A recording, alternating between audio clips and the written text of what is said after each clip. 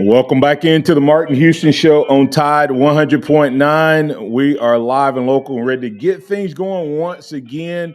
Want to encourage you to get in on the conversation at 205-342-9904. The Taco Casa hotline, the Alabama One hotline is open for business. So give us a call. We're speaking with DC Capstone Report.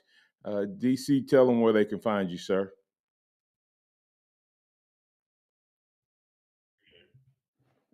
DC, you there?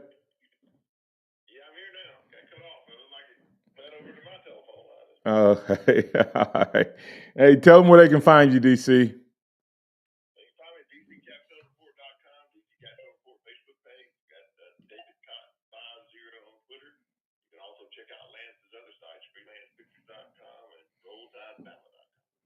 All right, that's DC Capstone Report. As we were going to break there, DC, we were talking about the the good.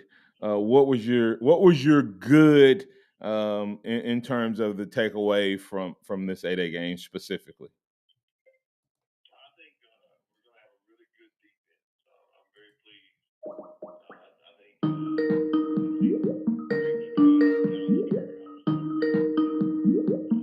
Not twitch, but some hands. He's really got better, improved. I think him and Will Anderson Jr. are going to be just to terrorize a lot of offenses. I don't think you'll be able to double team Will Anderson Jr. and not expect the other side to be collapsing in on him to do that. So I think it's going to be a problem. And then Chris Braswell is really up to his game as well. I was really impressed with defense, defensive line. We have a lot more depth this year. I was very pleased with that. On offense, I was really glad to see Samir Gibbs play. I've heard a lot about him. Be able to see him and what he brings to the table. It's going to be a running back. Yeah, and that's what's exciting. I thought that I'll start and work my way through, but I thought that Gibbs showed some of what we had hoped for in him in terms of his explosion and what he brings to the table in terms of that speed and agility. And of course, there was an attempt on a deep ball. Chunking it down to him. So, all of those things are really good from a give standpoint. Um, didn't see as much as I wanted to from Trey, but saw enough to make me think that if he continues to progress, those two are going to be really good, and then we'll figure out where they're going to work in the other guys. I thought from a backup standpoint, DC, I thought the twos, when you look at twos versus twos, you don't necessarily want to make too much of the whole how good they are from a talent standpoint. But if you look at the twos execution offensively, DC, from the receivers to the quarterback to the running backs, would you not say that was probably the most consistent outside of our defensive front seven, the most consistent play in that 8A game? I agree with you 100%. I thought that was one of the most consistent plays, and not only that, just see the continuity of the players between. They really played together, I think, and I was very pleased. Very pleased with the progress that all those twos have made over last year. Another thing I think about that is just to show you is I believe when Coach Saban said that he loves his team, he didn't have any complainers. I think he was talking about everybody working together and seeing the progress of the twos as well as the one. So I think it was very impressive. Yeah, and of course, the obvious good DC would be that defensive front seven that you've alluded to. When Nick Saban at halftime makes his statement, we're not going to let Will Anderson play because so we can see what the other guys can do, and that wasn't in reference to ones going against two. That was the ones going against the ones. Speaks volumes to just how disruptive this young man is. Someone asked me yesterday, DC, said, "Hey, you had an opportunity to to play against Derek Thomas. What's your comparison to Will Anderson? Um, I think first of all they're both really really great talent. I think they're a little different players. But as I I watched Will Anderson, I can remember having to block Derek Thomas as a freshman, DC, and I told somebody uh, I at least made him have to run me over or make a move. If you get what I'm saying, I mean, it was a couple times. It didn't even look like our guys got out of their stances that Will Anderson was by them. Um, I don't know that Derek Thomas would not absolutely rewrite the record books if he was playing today, or not. Um, but at this point, and we have to remember, uh, Will could have that changed by the end of this season. That sentiment, but I would take Derek Thomas over Will Anderson at this point in their career. Uh, but I have another year of Derek Thomas's, um, records where he had 27 and a half sacks in 11 games. Think about that for a second. Um, Will had 17 sacks in 15 games where there's a lot more passing and a lot more opportunities. Um, Derek did it in 27 uh, in a different era. But either way, I might let you take the pick, DC, and take the one you don't take, and then I can talk about you being crazy for not taking the one I took. Right? Well, you could. I would take Derek Thomas because I know skill set that Derek Thomas brought to the field. Let's talk about the pairs. So, Derek Thomas and Cornelius Bennett probably two of the greatest linebackers Alabama's ever had on the field at one time together. Yeah. Along with Wayne Davis, the middle, great linebacker core. But at times they were on the field together, Martin. They were a little different in their careers. I think Cornelius Bennett was a little more seasoned, and Derek Thomas was a little more young. Right. I think we got probably the best combination since Copeland and Kirby as far as their experience on the field with Dallas Turner and Will Anderson. Wouldn't you agree that the experience does make a difference in their play? Oh, Time where they are in their careers is a little different in that combination than Bennett and Thomas were when they were together. Oh, absolutely. I would say that if you take, and then you add Toa in the middle, you potentially have three of the best linebackers at one time ever at Alabama, but definitely in the Nick Saban era. If there's not another group of three that I would take over the three of Toa, Turner, and Anderson. If I look back in the archives of the Nick Saban era for sure, and maybe even back uh, to any time in Alabama, because you have to think about this, DC. Will Anderson did what he did as a freshman without a Dallas Turner, right? Without a Will Anderson, it was him. Last year, he improved 33. They said some 33% measurables over the year before, and it paid out on the field. I mean, it played out before our very eyes. Dallas Turner had a better freshman year than Will Anderson. Okay. And he has Will Anderson pushing him in the offseason. And he has a junior Will Anderson who's going to be playing opposite of him this year. So you kind of take that process and go, what happens? Will Anderson could just duplicate last year and be the best player in college football. But what if Dallas Turner improves as much as Will Anderson did? Now you're really talking about DC true impact of what their experience is going to mean. That's why I think this defense is going to be kind of lights out. We said we were going to get to it, so I'm going to go ahead. Yeah, Chris Brazzell, a person that Nick Saban doesn't throw this around lightly. I consider him to be a starter. That means he's that good.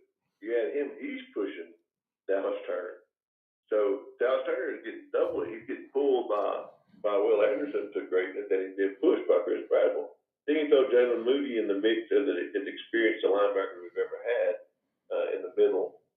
because they ain't this long. And then with Deontay Lawson with the athleticism that he has, you're talking about a forward here that might be second to none. That's right. And I will say this about Chris Bradwell, and I'll say this till the cows come home.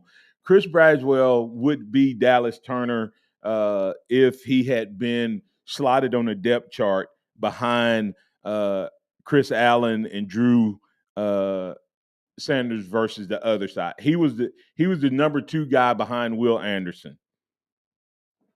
and it's funny you mentioned Drew Sanders. Any reason you believe now that he made a bad decision in transferring? No. Look what he had to compete against. No, not at all. He made the right move for him, and that's a great setup, DC, for the conversation that we're going to have in the fourth quarter here. Who's going to be the first man out? From the transfer portal, and where is Nick Saban? I know that Nick Saban has told or made a statement in a couple of his speaking tours that he has room for maybe taking 2 more guys to complete this roster. Your thoughts on who that might be and who might be leaving? Curtis Lewis saying he thinks JoJo Earl, and I believe he's speaking of Demoy Kennedy, may be the first ones out. And he also made a prediction on wide receivers. Jermaine Burton, Harrell, and Leary will be the starting 3 receivers. Wow. Ja'Cory Brooks, Trayshawn Holden, look out, guys. And Anderson showed himself well in the spring game as well. So it's a lot going on in that wide receiver room. But we'll talk about that on the other side right here on the Martin Houston Show.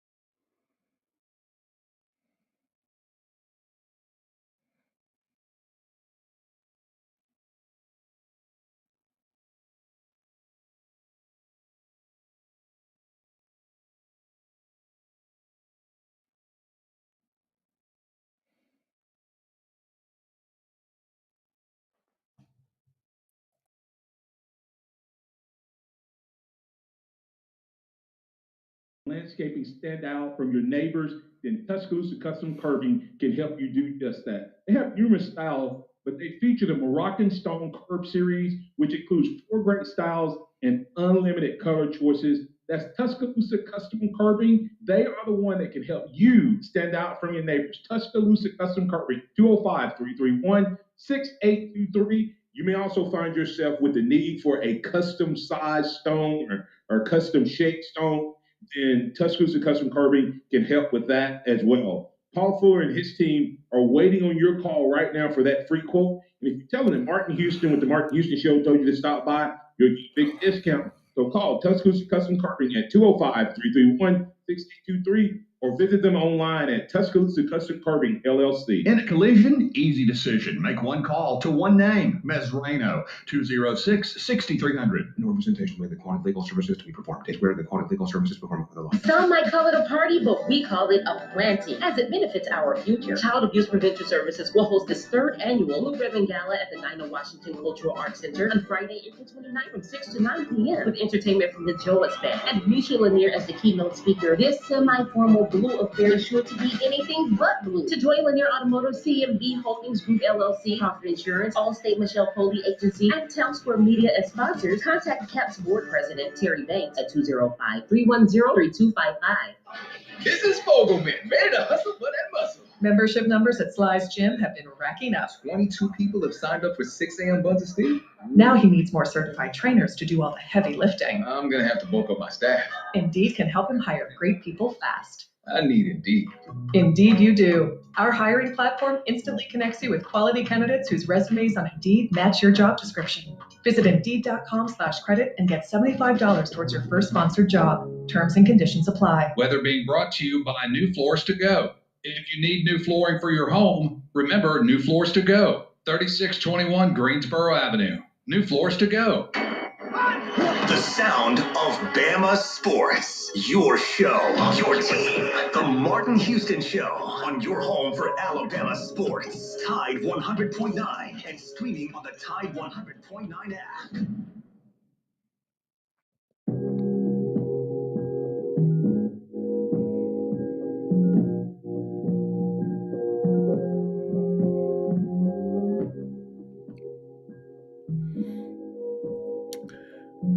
Welcome back into the Martin Houston Show on Tide 100.9. It's a Tuesday morning, so that means that we have DC Capstone Report with us. We want to thank all of our callers, listeners, viewers, and chatters for hanging with us this morning. Had a little technical difficulty on the social media side, but Mason did an awesome job in getting us back connected. So welcome all those guys into the conversation as well. And DC, as we were going to break there, we were talking about the fact that maybe some guys hitting the portal. Nick Saban has said that he's going to, the out there on the speaking trail, you hear different things, and one of the things was that he had room for possibly taking two more guys, which means that somebody probably is going to be gone. Who do you anticipate Alabama losing to the portal, if anyone? Well, right now, I don't really have a name. I know a lot of people are talking about six different ones are going to go. I go back to this team. I don't know that any player really wants to transfer. I go back to Coach Saban's saying he doesn't have a team like this team, of players. Let's Coach Saban talk about a medical problem, cause one to move to a different status or something of that nature. Maybe that's what he's talking about. I don't think he has anybody in mind, but I do think it's open for transfers. But sometimes in this day and time, the new landscape where after the spring game, you kind of see the handwriting on the wall, people performing, and maybe an opportunity to move on and catch on to other teams. So there could be some. I don't have a name in mind of who that might be. Yeah, I would say that I don't know that there's necessarily a name per se. I know that, as I said, Curtis Lewis said JoJo Earl potentially. I do think if they go out and get another wide receiver, then there's going to be a wide receiver that jumps in the portal because of, that'll be three guys brought in. If all three of those are starting, I had one last year, two this year, then that's going to make that room kind of question that, and I think it could hurt future recruiting as well. Number two is I would not be surprised, DC. I would. Malachi Moore is an interesting case study for me. Played as a freshman, him and Branch, boom, and he actually had the lead on Branch until he got hurt. And had back hernia, different things last year, worked through it in off season, but never really got back to that same form, in my opinion, last year. Then you see what happened in spring game. He would be on portal watch for me. Like if I was in Sunseri's job or the Voda's job, he would be a guy I'd be watching. What are your thoughts on that? Yeah, I think that's probably a fair comparison there. I do think I've seen some things where he's been pretty clear in his own social media that he's at Alabama to stay and there's no truth in rumors he's going to transfer. Of course, again, it may change at spring fall. Right. Yeah, and that's the thing. That's why I said on watch because he's linked in with some nice NIL stuff and things like that links him to Alabama, being out of the Hewitt-Trussville area, and then of course Milo's and different things like that. So it'll be interesting to watch. He will be one of from a coming in, DC, who do you think? I know we've heard the Harold kid. Anyone else you think maybe, or you may want to comment on him? Well, I think the Harold kid is a wild card. I think that he's got speed. It's something that Coach Saban has said that they would like to add some more speed. But I think he also has got the Miami kid. I think Mario Cristobal has pushed him hard to come to Miami. Might fit into their style, but then the pull to be able to catch passes from Bryce Young, that's a lot to pass up. And I think he was able to this past week. He loved his visit. He made some contact, made some friends here with Christian Fury and other wide receivers. I think he would fit in good here. I think Coach Saban says a lot when he doesn't say much. So if you listen to him, he's been saying here lately, we got to add depth at tight end, got to add depth at tight end. I think he's got his eye on somebody to come in the tight end room. Either that or at the Anthony Park, like the Randolph, he can play in, don't at the tackle. Yeah, I would say I put what's his name from Georgia, big guy from Georgia on the watch because big tight end because he is the he Brock Bowers clear number one and is going to be pushed by Eric Gilbert this fall. The Delp kid in the spring game, who is their true freshman, according to Georgia fans and the Georgia boards, may be the most talented of all three of them. Okay.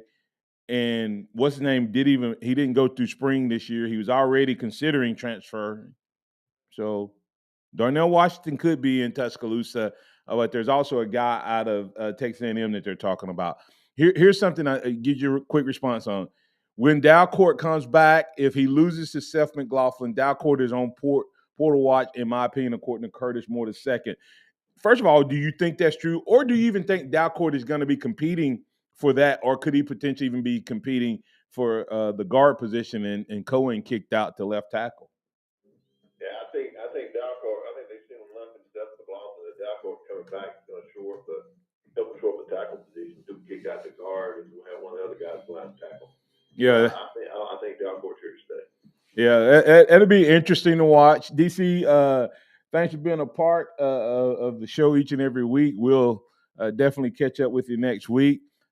Any closing thoughts or comments, even on the basketball thing about Coach Davis's son possibly even being interested in coming to the Tide? I've heard a lot of rumors that he might be interested in coming and carrying on the legacy of his dad. And you're talking about 24 points a game. That'd be great to get. If you want to shoot the ball and you want to score points, Alabama's the place to do it.